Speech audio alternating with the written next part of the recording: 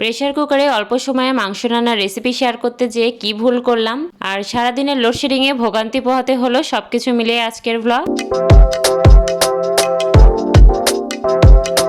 আসসালামু আলাইকুম, welcome to my new vlog. আমি সাইমা আছি আপনাদের সাথে সাইমা ভ্লগস বিডি থেকে। আশা করছি সবাই ভালো আছেন, আমিও আলহামদুলিল্লাহ ভালো আছি। আজকে আপনাদের সাথে গত শুক্রবারে ছুটির দিনের একটা ভ্লগ শেয়ার করছি। আবহাওয়াটা একটু অন্যরকম ছিল, যার কারণে মনে হলো যে 1 কাপ দুধ চা হলে খুব ভালো হয়। তো দুধ চা বানানোর জন্য সব কিছু এখানে প্রিপারেশন শুরু হয়ে গিয়েছে। তো আমি মশলা দুধ চা বানাবো, তো এখানে তেজপাতা দিতে যেয়ে দেখি যে একটা জমজ তেজপাতা পেয়ে গেলাম। তো যেহেতু দুধ চাতে এত পরিমাণে লাগবে না, তো ওইটা আর দিলাম না। তো এখানে তেজপাতা আর সাদা এলাচ, দারচিনি এগুলো অ্যাড করে নিলাম। দুধ চা, দুধ, কফি এগুলো আসলে শরীরের জন্য খুবই ক্ষতিকর, যার কারণে আমার অনেক দিন হইলই দুধ চা খাওয়া হয় না। তো আজকে ওয়েদারটা দেখে মনে হলো যে 1 কাপ দুধ চা আজকে অন্তত খাওয়া যায়। তো এখানে চাপাতিও আমি দিয়ে দিয়েছি। মাঝে মাঝে যখন ওয়েদার ডিমান্ড হোক বা মনের ইচ্ছাই হোক, তখন তো একটু চিট করাই যায়। তো ভাবলাম যেহেতু দুধ চা, তো সেটা একটু অন্যরকমভাবে পরিবেশন করে খাওয়া যাক।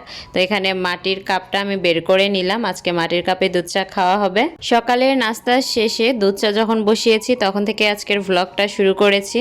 গত শুক্রবারে সারা বাংলাদেশেই কিন্তু ঘূর্ণিঝড় মিথিলির একটা প্রভাব গিয়েছে, যার কারণে কিছু কিছু জায়গায় বৃষ্টিও হয়েছে, আবার ওয়েদার খারাপ ছিল প্রায় সারা বাংলাদেশেই। আকাশ তুমি মেঘলা, যেও না খুব একলা।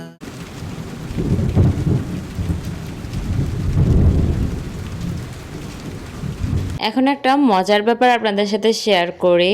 এতক্ষণ যে ক্লিপগুলো শেয়ার করলাম, তার 2 ঘন্টা আগের ক্লিপ এইটুকু। আমি ছাদে গিয়েছি, দেখতেই পাচ্ছেন গাছের পাতাগুলো নড়তেছে, প্রচণ্ড পরিমাণে বাতাস। তো আমাদের ঘুমই ভেঙেছে আজকে সকালের এই বাতাসের শব্দ শুনে। আর বাতাসের শব্দটা যখন আমি শুনছি, আমি ঘুম থেকে একদম লাফ দিয়ে উঠছি যে বেলকনিতে আমার কাপড় দেওয়া আছে, সে কাপড়গুলোতে কোনো ক্লিপ দেওয়া নেই। তো যে দেখি যে ভয় করেছিলাম সেটাই হয়েছে, আমার একটা হিজাব নেই। তো ছাদের উপরে যেয়ে ভাবলাম দেখি যে কই আছে, তো দেখি যে এখানে বাসার সামনে, ভাগ্য ভালো যে একদম কাছেই ছিল। দুপুরে রান্নাবান্নার আয়োজন শুরু হয়ে গিয়েছে। তো এখানে আমি মাংস নিয়ে নিয়েছি 1/2 কেজির মতো। আর আজকে আমি আপনাদের সাথে প্রেসার কুকারে কিভাবে আমি খুব সহজে এবং অল্প সময়ে রান্না করে থাকি সেই রেসিপিটাই শেয়ার করব। অনেকে এটার ডিটেলস জানতে চেয়েছিলেন, তো ভাবলাম যেহেতু আজকে রান্না করছি, তো আজকে আপনাদের সাথে রেসিপিটা শেয়ার করি। যারা নতুন রাঁধুনি, আশা করছি তাদের হেল্প হবে। যেহেতু আমরা 2 জন মানুষ, তো আমি খুবই অল্প পরিমাণে মাংস রান্না করছি। আপনারা যদি এর থেকে বেশি পরিমাণে মাংস রান্না করেন, তবে সবগুলো ইনগ্রিডিয়েন্টস আপনারা বাড়িয়ে দিবেন। আপনাদের সুবিধার জন্য আজকে আমি সবকিছুর পরিমাণ মেপে মেপে দিয়েছি, যাতে করে যারা নতুন রাঁধুনি আছেন তাদের জন্য হেল্প হবে। তো এখানে আমি 1/2 কেজি গরুর মাংসের জন্য 1 কাপ পরিমাণে পেঁয়াজ কেটে নিয়েছি, 1 টিস্পুন হলুদ গুঁড়া নিয়েছি, 2 টিস্পুন মরিচের গুঁড়া নিয়েছি, আর 1 টেবিল স্পুন আমি এখানে সয়াবিন তেল ইউজ করেছি। আমি সয়াবিন তেল খুবই কম পরিমাণে ইউজ করি রান্নার ক্ষেত্রে। একটা তেজপাতা, একটা বচ, 2টা কালো এলাচ, 2টা সাদা এলাচ আর 3 টুকরা দারচিনি নিয়ে নিয়েছি। 1.5 টিস্পুন আদা বাটা, 1.5 টিস্পুন রসুন বাটা নিয়েছি। আর এখানে 1.5 টিস্পুন জিরা গুঁড়া নিয়েছি, 1.5 টিস্পুন ধনিয়া গুঁড়া নিয়েছি। তো আপনারা চাইলে জিরা বা ধনিয়া বাটাও ইউজ করতে পারেন। কোনটা টিস্পুন আর কোনটা টেবিল স্পুন বলেছি, আশা করছি সেটা বুঝে আপনারা সব কিছু পরিমাপ করে দিবেন। প্রেসার কুকারে রান্না করলে সময় যেমন কম লাগে, তেমনি আমরা যারা সিলিন্ডার গ্যাস ইউজ করি তাদের জন্য গ্যাসটা অনেকটা সাশ্রয় হয়। মাংসটা প্রেসার কুকারে দেওয়ার পর 1 কাপ পরিমাণ পেঁয়াজ থেকে আমি বেশি পরিমাণে পেঁয়াজ মাংসতে দিয়েছি, আর অল্প পরিমাণে পেঁয়াজ রেখে দিলাম। বাকি পেঁয়াজটুকু রান্নার শেষে ইউজ করব। তারপরে সবগুলো মশলা আমি একে একে দিয়ে নিচ্ছি। আমি শুকনো মরিচ দিয়ে গরু মাংসটা রান্না করছি, তো শুকনো মরিচের গুঁড়া আমি এখানে 2 টিস্পুন নিয়েছি, বাট সবটুকু অ্যাড করছি না, এখানে 1.5 টিস্পুন ব্যবহার করছি। আর টেস্ট করে যদি মনে হয় যে ঝাল লাগবে, তখন অ্যাড করে নিব। আমি 1 টেবিল চামচ সয়াবিন তেল নিয়েছিলাম, তো সবটুকু তেল কিন্তু অ্যাড করছি না। সবগুলো উপকরণ একসাথে মিক্সড করা হয়ে গেলে এভাবে ঢাকনা দিয়ে কিছুক্ষণ জাল করে নিব। মাংস থেকে দেখা যাবে যে রস বের হয়েছে, সেই রসটা শুকানো পর্যন্ত এভাবে ঢাকনা দিয়ে দিয়ে জাল করব। ওইদিকে মাংস হতে থাকুক, আর এইদিকে আজকের খিচুড়ির জন্য সবকিছু চাল ডাল রেডি করে নেওয়া হচ্ছে। যেহেতু ওয়েদার ডিমান্ড বলে একটা কথা আছে, আর আসলে ওয়েদার ডিমান্ড না, আজকে ফ্রাইডের জন্য আমার আগে থেকে মেনু ঠিক করা ছিল। যে খিচুড়ি আর গরুর মাংস রান্না করব। যদি আজকে বৃষ্টি না হয়ে রোদও আসতো তবুও আমার সেম মেনুই থাকতো। প্রায় 10 মিনিট মাংসটা ভালোভাবে কষিয়ে নেওয়া শেষে এখন দেখতেই পাচ্ছেন কোনো প্রকারের ঝোল নেই। তো এই পর্যায়ে আমি হলো পানি অ্যাড করছি। আর এক্ষেত্রে আপনারা গরম পানিও অ্যাড করতে পারেন, তাতে করে মাংসটা সিদ্ধ হতে কম সময় লাগবে। আমি নর্মাল পানি ইউজ করছি। এখানে 3 কাপের মতো পানি দিয়েছি। আর প্রেসার কুকারে যে কোনো কিছু রান্না করার ক্ষেত্রে পানির পরিমাণটা এমনভাবে দিবেন যেন খাবারটা জাস্ট ডুবানো থাকে। বেশি পানি হলে কিন্তু সেক্ষেত্রে সিটি ওঠার সময় পানিটা উপচে পড়ে যাবে। ইন্ডাকশনে খিচুড়ির জন্য চাল আর ডালগুলো ভেজে নেওয়া হচ্ছে। আজকে হাতে মাখানো খিচুড়ি হবে না, এভাবে ভেজে নিয়ে খিচুড়ি রান্না করব। এবার আরেকটা মজার ব্যাপার শেয়ার করি। আমি তো প্রেসার কুকারে ঢাকনা লাগিয়ে দিয়েছিলাম, তখন আমার মনে হয়েছে পুরো রেসিপিতে আমি কোথাও তো লবণ অ্যাড করলাম না। তারপরে ছবি তুলেছিলাম, সেগুলো দেখলাম যে আসলেই তো আমার কোথাও লবণ নেই। 2 চামচ আমি লবণ অ্যাড করে নিলাম। টেস্ট করার পরে যদি লাগে সেক্ষেত্রে আরও অ্যাড করা যাবে পরে। তো এখন সবকিছু মিক্সড করে নিয়ে আবার ঢাকনা লাগিয়ে দিচ্ছি। কারেন্ট নাই, মানে খিচুড়ি যখন থেকে রান্না শুরু করছি তখন থেকে ডিস্টার্ব করতেছিল। তো এবার দেখে অনেকক্ষণ হইলই নাই, যার কারণে আর ওয়েট না করে গ্যাসের চুলাইও দিলাম। আর আমার মাংসটাও সিটি ওঠা শেষ, তো এটাকে একটু রেস্টে রাখছি। আর জানালা খুলতে পারতেছি না কারণ অনেক বাতাস বাইরে। এখনও লোডশেডিং হচ্ছে, যার কারণে একটু অন্ধকার। এই যে কিছুক্ষণ পরে আমি প্রেসার কুকারের মুখটা খুলে নিচ্ছি।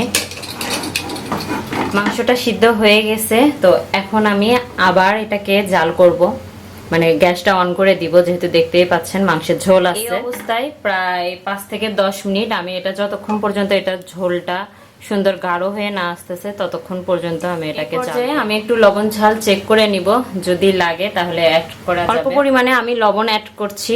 আর মরিচের গুঁড়া কিন্তু আমার এই যে বেঁচে গেছে, এইটা আর এক্সট্রা অ্যাড করা লাগলো না, প্রথমে যা দিয়েছি ওইটুকুই হয়েছে। মাংসটা কিন্তু সিদ্ধর সময় আমি খুব অল্প পরিমাণে তেল দিছিলাম, আর এখন দেখতে পাচ্ছেন যে কি পরিমাণে তেল বের হয়েছে। এই কারণে প্রেসার কুকারে রান্নার সময় আমি সবসময় গরুর মাংসের তেল খুব কম ইউজ করি। 1 টেবিল চামচ তেলের যে বাকি তেলটুকু ছিল সেটা ফ্রাই প্যানে দিয়ে দিচ্ছি। আর যে পেঁয়াজটুকুও রেখেছিলাম সেটা সেই তেলে দিয়ে এখন হালকা লাল লাল করে ভেজে নিব। পেঁয়াজটা লাল হয়ে আসলে মাংসের সাথে অ্যাড করে নিব এবং ঢাকনা দিয়ে এভাবে 5 মিনিট চুলার উপরেই রেখে দিব। মাংস রান্না হয়ে গিয়েছে, খিচুড়িটা এখনো চুলায় আছে, তো ভাবলাম প্লেট বাটি এগুলো রেডি করে রাখি। তো আজকে মাটির প্লেটে খাওয়া হবে, যার কারণে সবকিছু ক্লিন করে পানি ঝরানোর জন্য এখানে রেখে দিচ্ছি। আপনাদের সাথে একটু ওয়েদারটা শেয়ার করি। সকালেও যেরকম ছিল এখনো সেই রকম। গাছগুলো খেয়াল করলে দেখতে পারবেন বাইরে কি পরিমাণে বাতাস হচ্ছে। আর কারেন্ট এখনো আসে নাই, জানি না লোডশেডিং কতক্ষণ পর্যন্ত চলবে।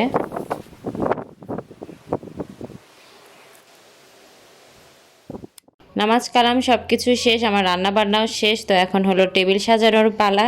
তো দুপুরের খাওয়ার জন্য এখন টেবিলটা সাজিয়ে নিচ্ছি। আমার পার্সোনালি খাবারের টেবিলটা সুন্দর করে সাজিয়ে খাবার পরিবেশন করতে খুব ভালো লাগে। তাই বলে যে সবসময় টেবিল এমন গুছিয়ে সুন্দর করে পরিবেশন করে যে খাওয়া হয় তা না। যখন মুড ভালো থাকে আর যখন শরীর ভালো থাকে না, মন ভালো থাকে না, তখন তো হাঁড়ি পাতিল নিয়ে বসে যায়।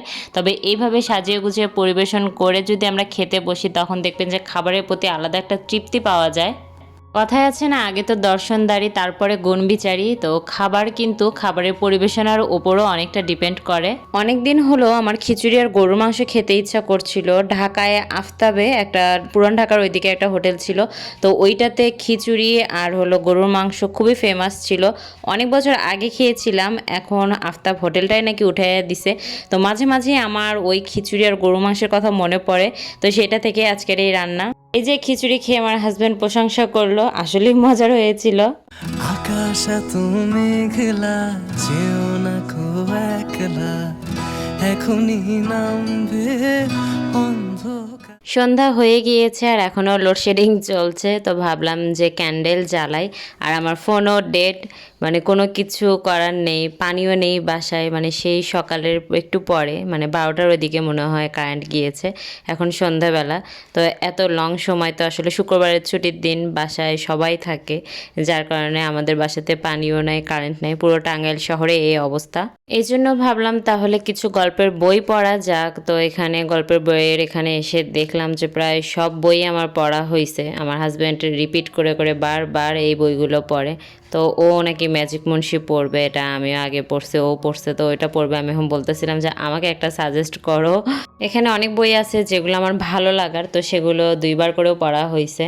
তো এই জন্য ভাবতেছি যে কোনটা অনেক আগে পড়া হয়েছে কিন্তু কাহিনী আমি ভুলে গেছি একটু একটু করে, তো সেইটা পড়া যাক। তো এখান থেকে অনেক পুরাতন একটা বই, এটা কি যেন একটা বের করতেছিল। তো আমি বললাম যে দাও, একটা দিলেই হলো, অন্তত কিছু তো পড়ি। তো এটা ছিল আমার আপন আধার হুমায়ুন আহমেদের। এই ছিল আজকের ভিডিও। ইনশাল্লাহ দেখা হবে নেক্সট ভিডিওতে। ভিডিওটা আপনাদের কাছে কেমন লেগেছে আশা করছি আপনারা কমেন্ট করে জানাবেন। আর যদি ভালো লেগে থাকে তাহলে অবশ্যই চ্যানেলটি সাবস্ক্রাইব এবং ভিডিওতে লাইক কমেন্ট করতে ভুলবেন না। সবাই ভালো থাকবেন, সুস্থ থাকবেন এবং আমাদের জন্য দোয়া রাখবেন। আল্লাহ হাফেজ।